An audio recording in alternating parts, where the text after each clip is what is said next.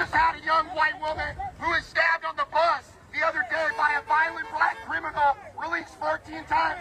If you're here and you have a fucking problem with White Lives Matter, take that out. Yeah! Hey, I got something to say. What do you consider white? Where do white people come from? Black people. Where do white people come from? Okay. Black people. Coonery is something. No, what part of the nation, the country, or the world do white people originate from? The Caucasus Mountains. Caucasus. Because white people are different like we are. We got Australians, we got Sweden, we got Germans, we got Russians. It doesn't matter. A lot of them have oppressed people of color on every continent on this whole United Nations and the world. The first legal slave owner was a black man. I never heard that. Huh? Slavery existed in the American colonies through the establishment of the United States as a country until the end of the Civil War. There have been many misconceptions about slavery in general. Most Americans are not aware that there were some black former slaves and freemen who also owned black slaves, and some became very prominent in politics as well, despite the racial prejudice that existed. Some black slave owners inherited their slaves from their masters, who were themselves freed in their wills. Others were either born free or emancipated by their masters and then bought their own slaves, while others were able to buy their own freedom and that of their families. Who were these black slave owners, and how did they attain such a status in a white-dominated society? Go deeper. The first legal slave owner that went to court and they say, I don't want these slaves, these niggas I'm not to be going free, to was a black justify man. the fact. The vast majority of African Americans in the United States were enslaved, in all of the states, not just the South. Our first person of note is Anthony Johnson, who was born in Angola and captured by Portuguese slave traders, and he was given the name Antonio. Then his captors sold him into the Atlantic slave trade. He sailed to Virginia in 1621 aboard the ship James. The Virginia muster, or census, of 1624 lists his name as Antonio, not given, and he was recorded as a Negro in the notes column and indentured. Antonio, later Anthony, was bought by a colonist in Virginia, but treated as an indentured servant, which was not unusual, and Antonio worked for a merchant at the Virginia Company, and he became a Catholic. Johnson was sold as an indentured servant to a white planter named Bennett to work on his Virginia tobacco farm.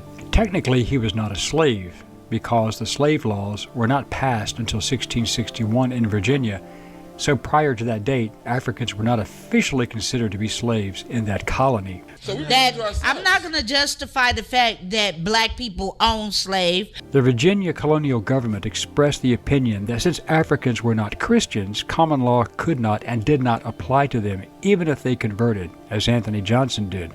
On July 24, 1651, Johnson acquired 250 acres of land under the existing headright system when he bought the contracts of 5 indentured servants, one being his son, Richard Johnson.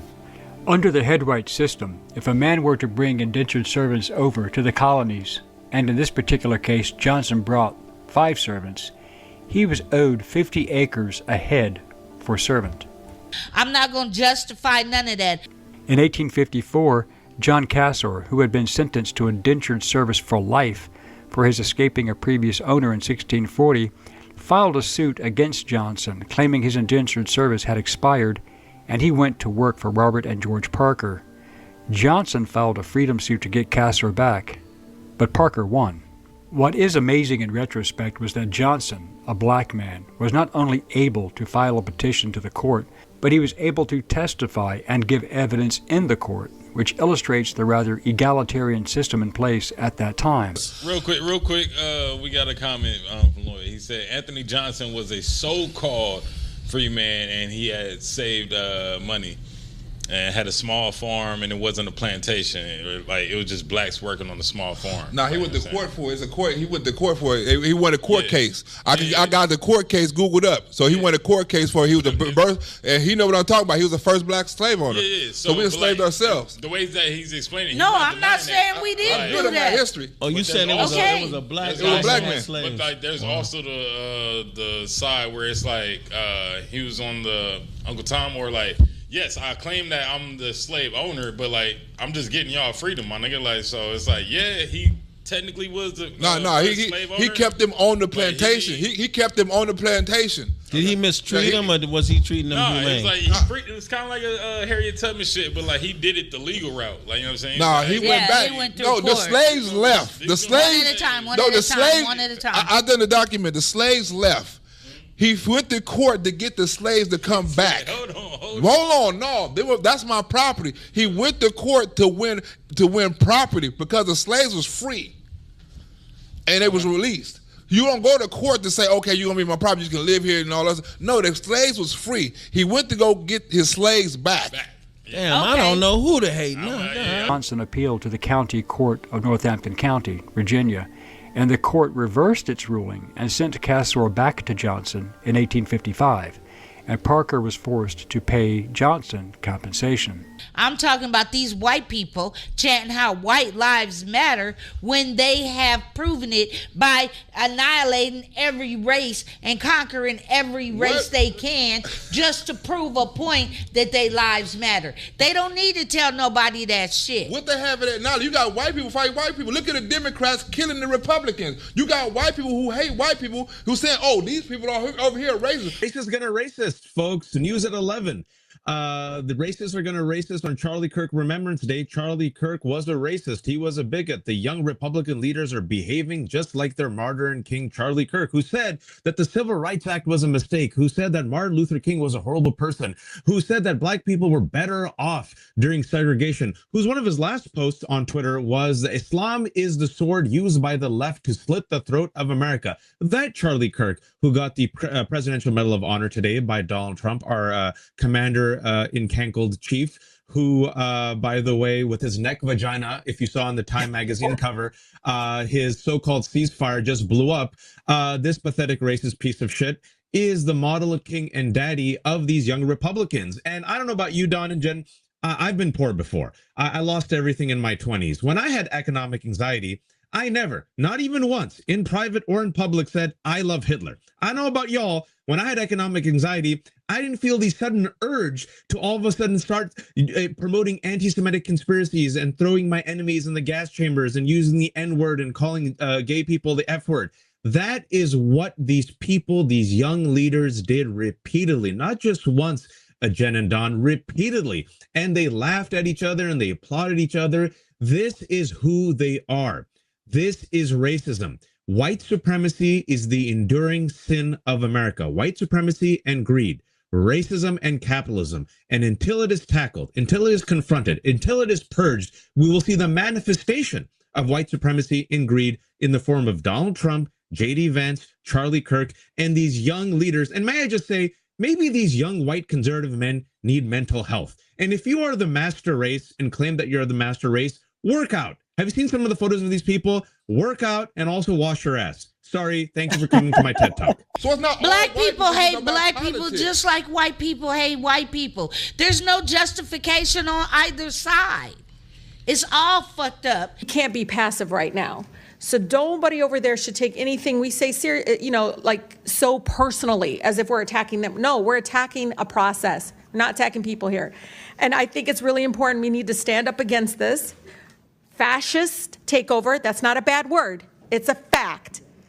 And here in DC and across the country, it is so incredibly important, Mr. Chair, that this committee does not allow rhetoric that defames and or paints Washington D.C. in a way that you all haven't really truly seen. You're just reading it. No, you're just reading it or something off of some. Will the gentlelady yield to a question? Yeah, I think it's really important. Will the gentlelady yield? No, I don't yield. I don't even have time.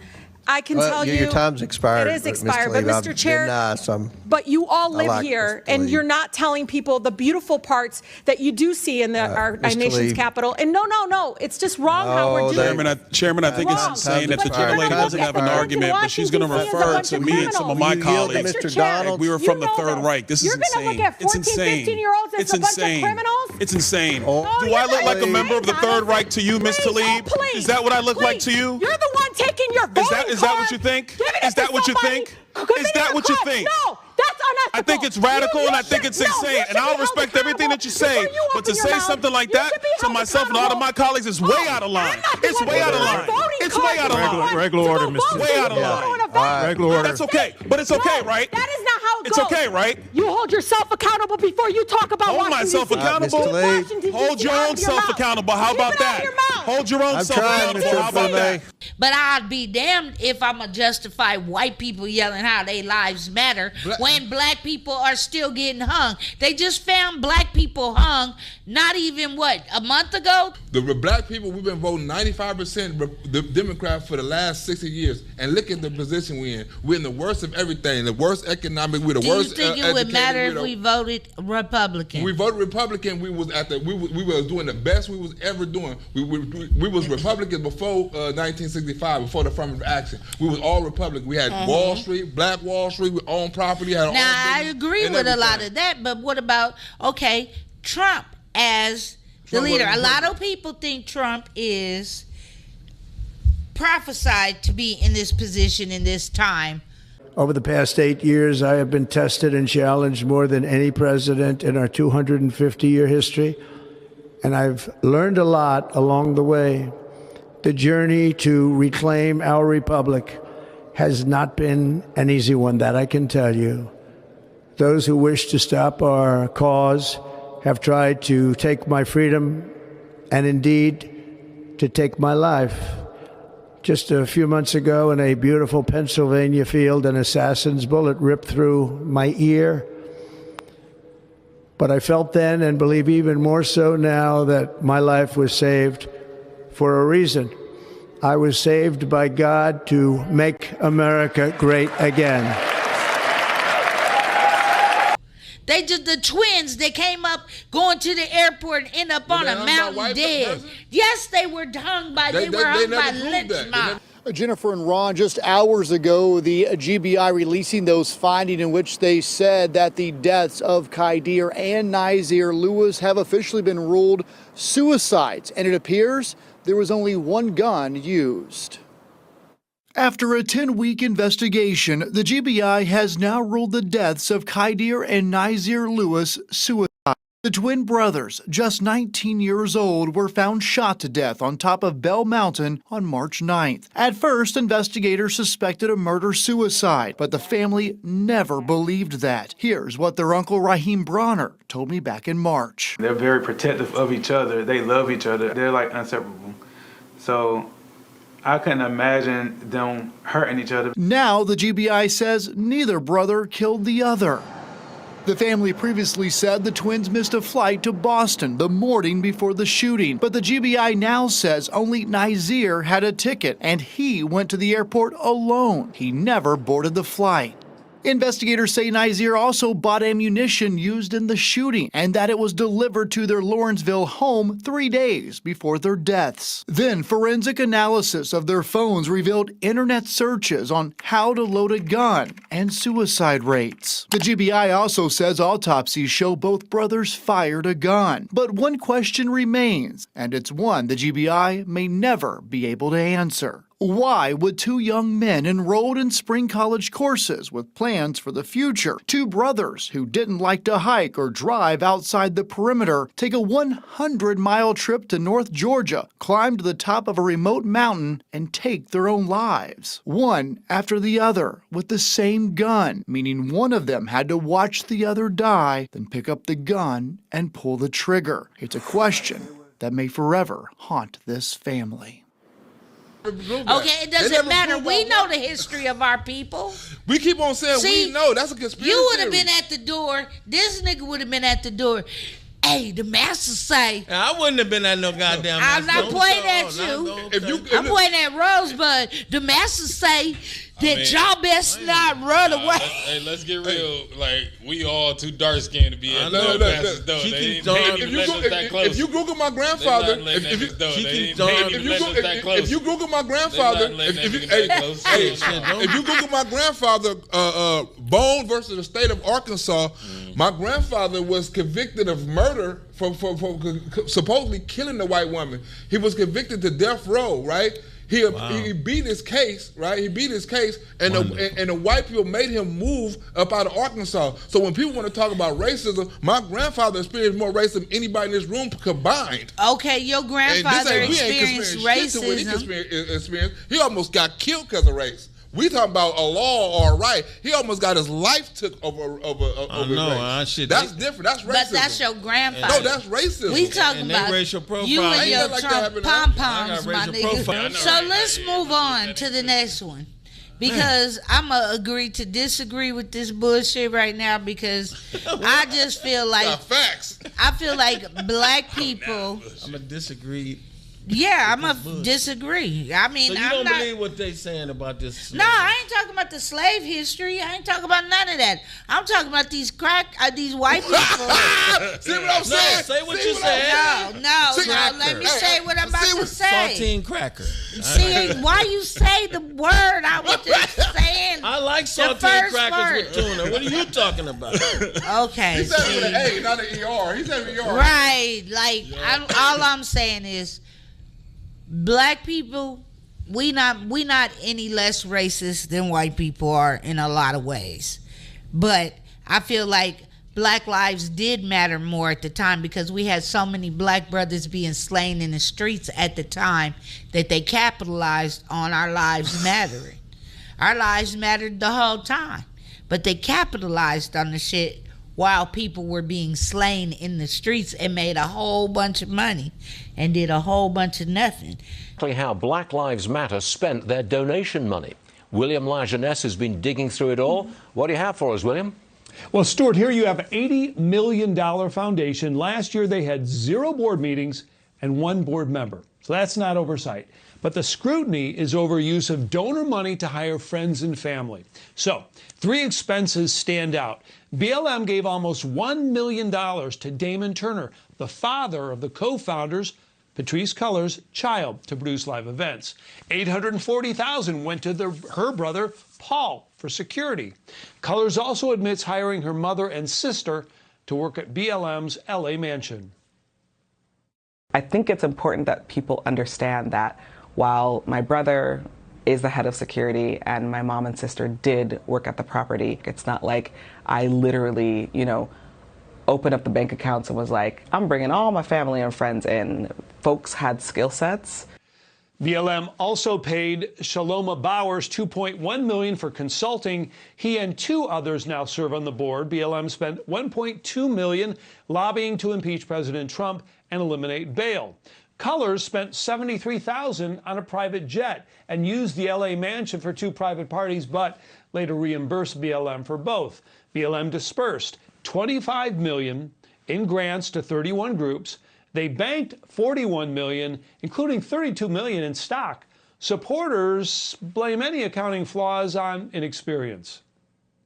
I actually did not know what 990s were before all of this happened. Something's being weaponized against us that many people don't even know and honestly don't care about.